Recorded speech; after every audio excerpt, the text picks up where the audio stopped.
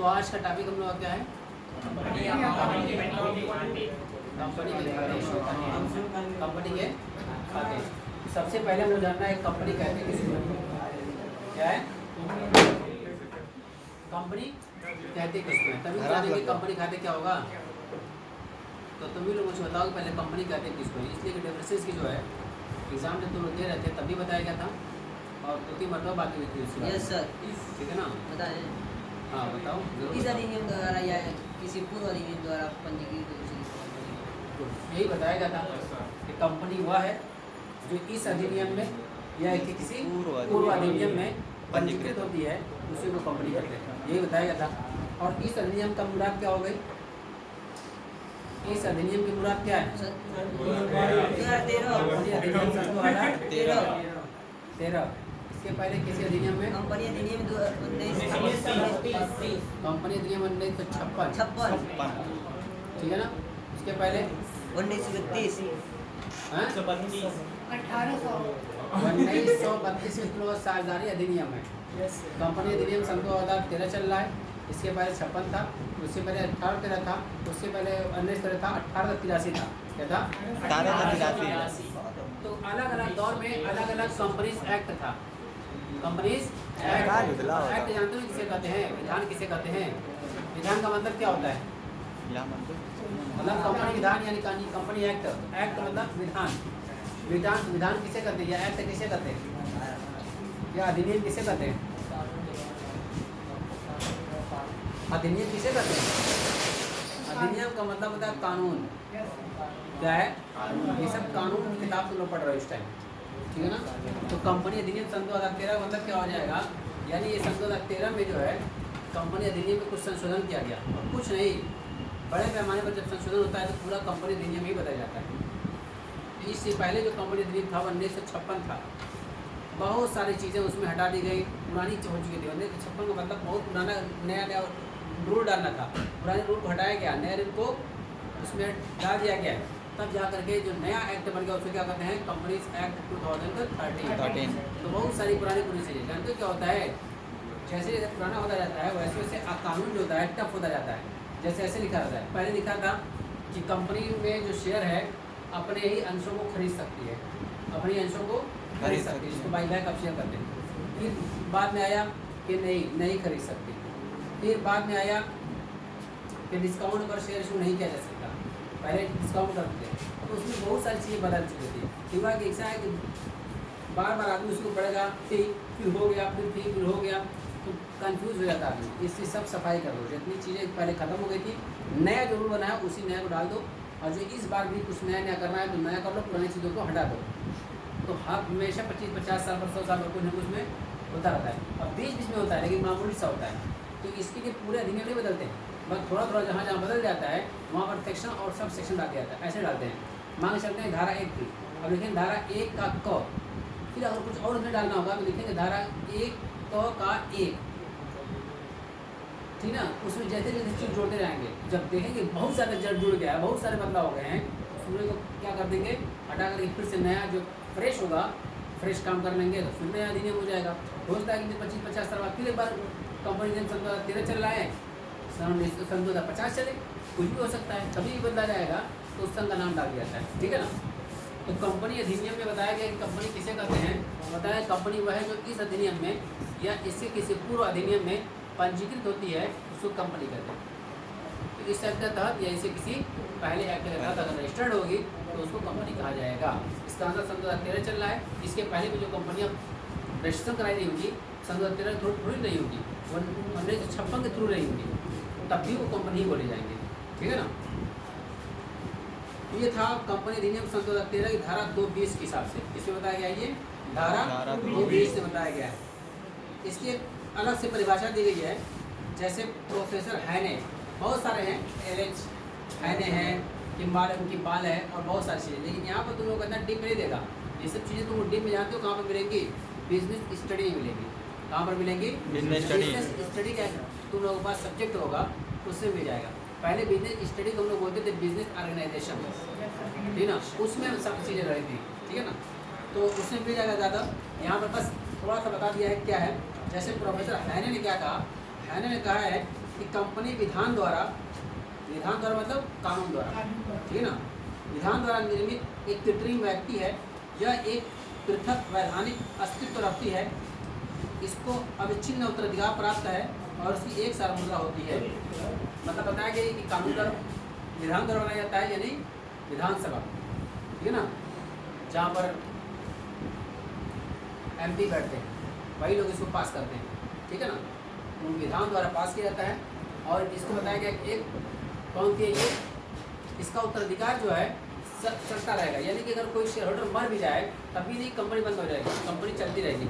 उसी को लिखा है कि इसको अविच्छिन्न उत्तराधिकार प्राप्त है, यानी कि कोई उत्तराधिकारी नहीं होता। और इसकी सार मुद्रा होती है, सार मुद्रा बोले तो सील, यानी जो भी काम होगा उसमें जो सील होगी, जो उसका स्टैंप होगा उसी के थ्रू काम होगा। यानी कोई डायरेक्टर साइन करेगा, ये नहीं कि अपने साइन कर रहा है, वो ये कह रहा है कंपनी साइन कर रही है, बस मैं उसका एक तरह से रिप्रेजेंटेटिव हूँ, उसका प्रतिनिधि हूँ, एक तरह से उसका एजेंट समझ लो, मैं उसके साइन कर रहा हूँ उसकी कंपनी की तरफ से। लेकिन चूँकि कंपनी तो कोई व्यक्ति है नहीं, इसको क्या बोलते हैं हम लोग हैं, कृत्रिम व्यक्ति बोलते हैं, आर्टिफिशियल पर्सन बोलते हैं, ठीक है ना।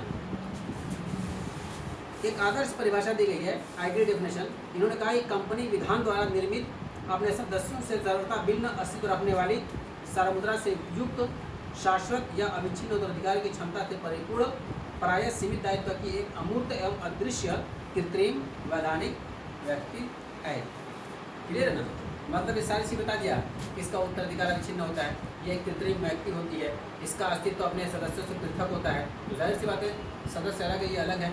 इसका अविच्छिन्न उत्तराधिकार होता है, यानी कि इसका उत्तराधिकार को छीन नहीं सकता है, ये चलता रहेगा, ठीक है ना। लोग डूबते रहेंगे, मेंबर बनते रहेंगे, मरते रहेंगे, मेंबर सदस्य मरते रहेंगे, शेयर होल्डर मरते रहेंगे, लेकिन कंपनी नहीं मरेगी, चलती रहेगी।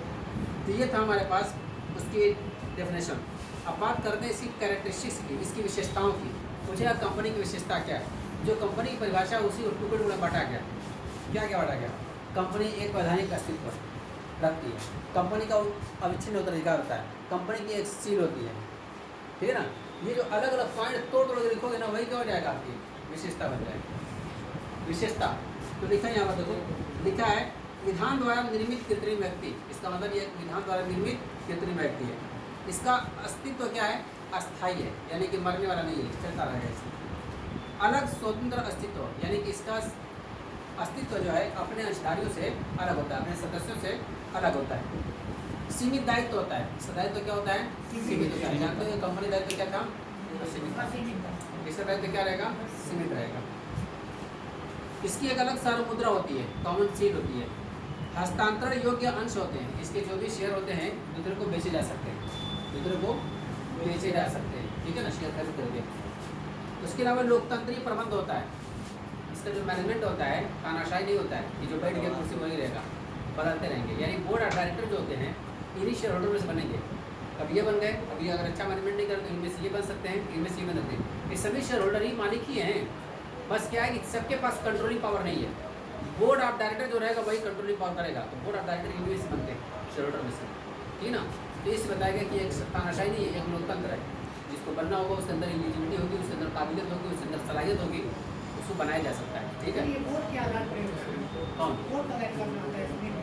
हाँ, इसमें वोटिंग भी कराई जाती है कि भाई किसको बनाया जाए, तो जो माइंडेड पर्सन होते हैं, जाहिर सी बात है कि इसमें सभी शेयर होल्डर चाहते होंगे कि भाई कंपनी फायदा कमाए, ठीक है। अरे कह रहे तुम खैर बोलिए अगर दोगे नहीं रखोगे, ऐसे आदमी को डायरेक्टर बनाओगे जो आपकी कंपनी को कार्य से संभाल सके, आपको प्रॉफिट दे सके, तभी तो आपका प्रॉफिट बढ़ेगा।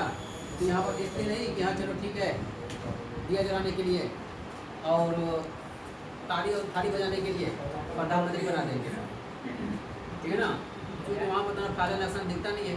वहाँ पर तो बस ऐसा है कि बस हिंदी को बनाना है, बड़ा अच्छा काम करते हैं, थाली बजा देते हैं, लाइट रहती है, लाइट आप करवा करके दिया जलवा देते हैं, ठीक है। और हम लोग जो करे बड़ा खुश रहते हैं, हाँ चलो दिया जलाओ, लाइट होती बचे की, ठीक है। तो ऐसे ही से लोगों को, लेकिन जहाँ पर अपना फायदा नुकसान देना रहेगा ना, वहाँ कोई ऐसा काम नहीं करेगा, ठीक है। तो यही से बताया गया इसमें। सारा मुद्रा हो गई, हस्तांतरण योग्य अंश हो गए, लोकतंत्रीय प्रबंध हो गया। कंपनी एक नागरिक नहीं है, देखो कंपनी को एक कृत्रिम व्यक्ति बताया गया है, एक कृत्रिम व्यक्ति है, क्या ये नागरिक है, नहीं। नागरिकता मिलती है किसको, जो नेचुरल होता है, जो प्राकृतिक तौर पर व्यक्ति होता है। ये तो क्या है, आर्टिफिशियल पर्सन है, बनावटी है, कोई नेचुरल थोड़ी नहीं है, ठीक है ना। कंपनी की समाप्ति, कंपनी की समाप्ति कैसे होगी? जिस तरह से कंपनी का निर्माण कंपनी विधान द्वारा होता है, वैसे कंपनी का समापन भी कंपनी के विधान द्वारा होगा। यानी उसका प्रोसीजर है रजिस्ट्रेशन कराने का, वैसे खत्म करने का भी एक प्रोसीजर है। यानी कि जैसे कंपनी शटर गिरा दिया और उसका हिसाब किताब कर दिया हो गया, नहीं, उसका सिस्टम बताएगा क्या क्या आपको करना पड़ेगा, तब जाकर पूरी कंपनी बंद होगी, फाइनल जाकर के बंद हो जाएगी। ठीक है, ऐसी जीएसटी ले लोगे, जीएसटी ले लो, उसके बाद बंद ना कराओ, जीएसटी चलती रहेगी। और जब तक आप उसको बंद नहीं करोगे तब तक आप उसको रिटर्न फाइल करना होगा। क्या बात है, हैं? क्या करिए तुम्हारी राखी।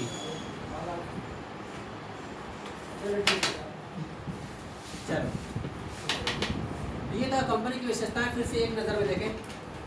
बताया गया कि विधान द्वारा निर्मित कृत्रिम व्यक्ति and artificial person created by law, अस्थायी अस्तित्व, परपेचुअल एग्जिस्टेंस, अलग स्वतंत्र अस्तित्व, सेपरेट इंडिपेंडेंट इन इक्विटी, सीमित दायित्व, लिमिटेड लायबिलिटी, सार मुद्रा, कॉमन सील, हस्तांतरण योग्य अंश, ट्रांसफरेबिलिटी ऑफ शेयर, लोकतंत्रीय प्रबंध, डेमोक्रेसी मैनेजमेंट, कंपनी एक नागरिक नहीं है, a company is not a citizen, सदस्यों की न्यूनतम और अधिकतम संख्या, minimum and maximum number of members, company की समाप्ति, वाइंडिंग अप ऑफ कंपनी। अच्छा, मिनिमम और मैक्सिमम का तो बता ही दिया गया था कि दो तरह की कंपनी बताई कि प्राइवेट कंपनी और public company. Public. Private company minimum कितने होने चाहिए? दो। दो, मैक्सिमम 200। अब पब्लिक कंपनी में मिनिमम कितने चाहिए? 7। और मैक्सिमम अनंत। ये हो गया हम लोग का। अब दिया यहाँ पर कंपनी के प्रकार, यानी classification of company, types of company. तो कंपनी टाइप्स देखो, तुम लोगों की बुक में लिखा हुआ है 3 ही आधार पर लिखा हुआ है। मैंने तुम लोग 4 बताया था, लेकिन यहाँ पर कितने आधार पर लिखा है? 3 आधार पर, अपने सदस्यों के दायित्व के आधार पर। यानी कि एज ए लायबिलिटी के तौर पर अगर देखा जाए तो उसको कितने हिस्सों बांट सकते हैं। उसके बाद बता रहे हैं यहाँ पर सदस्यों की संख्या या सार्वजनिक सहभागिता के आधार पर, यानी उसके नंबर ऑफ मेंबर्स के ऊपर देखा जाए तो क्या होगा। उसके बाद आकार के आधार पर, इसलिए बताया गया था साइज के हिसाब से। दायित्व के आधार पर 2 हिस्सों बांटा गया था, पता है सबको? किस पर? दायित्व के आधार पर, यानी on the basis of liability, types of company, types of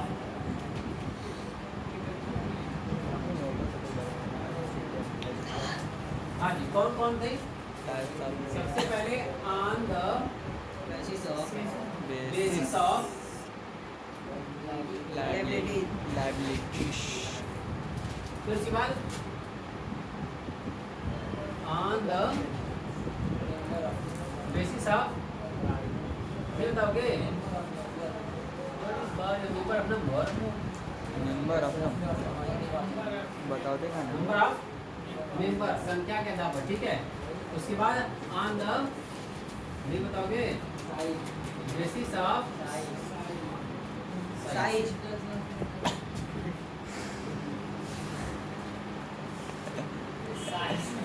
है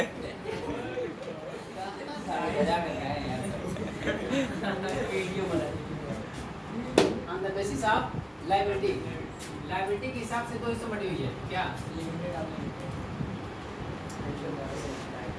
लिमिटेड अनलिमिटेड लायबिलिटी वाली कंपनी और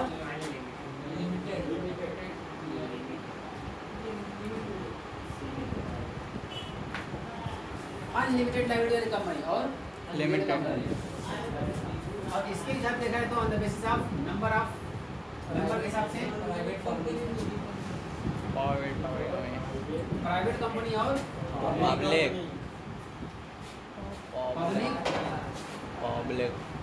लिमिटेड कंपनी। ठीक है, on the basis of size के हिसाब से अगर देखा जाए तो स्मॉल कंपनी और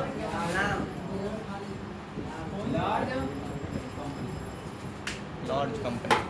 मुझे रहे सबको इतने हिस्सों में इसको विभक्त किया गया। और हमें बताया कि तुम लोग अभी और भी इसमें टाइप से पढ़ोगे, 10 टाइप पढ़ोगे, लेकिन अभी मत पढ़ना। जब बीकॉम 30 में जाओगे तब भी कुछ छोड़ देना, पूरी यही पढ़ लोगे तो बीकॉम 30 का पढ़ोगे। चलो रे घर। या अगर मान लो कुछ लड़के इसमें सीए करना चाहते होंगे, सीएस करना चाहते होंगे, सीएमए करना चाहते होंगे, उसमें भी कंपनी ला रहेगा, उसमें तो लोगों को मिलेगा क्लासिफिकेशन ऑफ कंपनीज। तो कुछ चीज़ें भी आगे भी छोड़ दो, तब तुम भी क्यों पढ़ोगे? क्यों एकदम कभी छोटे ना हो तब यस सर, जाने घर चलो रे। साथ में लिखना होता ना तो ले लो। आज देखो on the basis of liability के हिसाब से अनलिमिटेड लायबिलिटी और लिमिटेड लायबिलिटी। अनलिमिटेड लायबिलिटी किसको बोलते हैं? अनलिमिटेड है जिसकी मतलब जिसकी कोई सीमा नहीं होती, जिसकी कोई सीमा नहीं होती।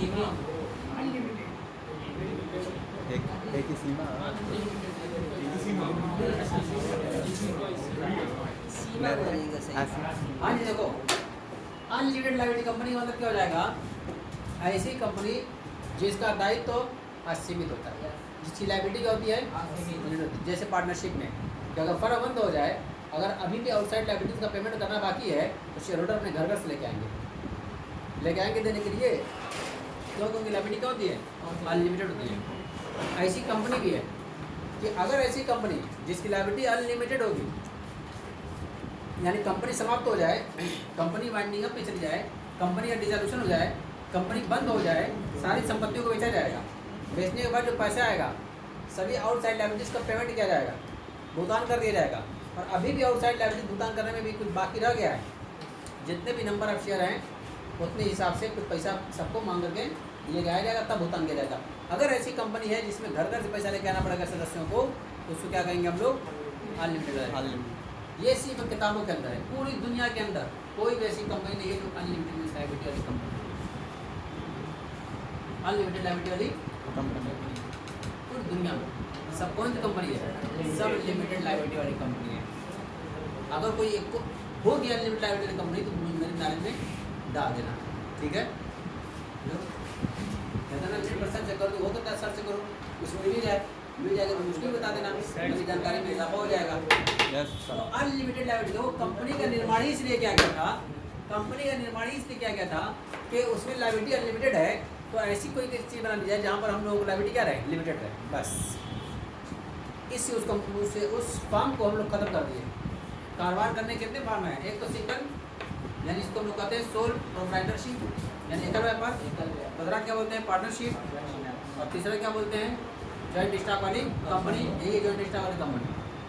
और एक आता है कोऑपरेटिव सोसाइटी वगैरह चलाई थी, 10-12 लोग मिल करके सोसाइटी चलाते हैं।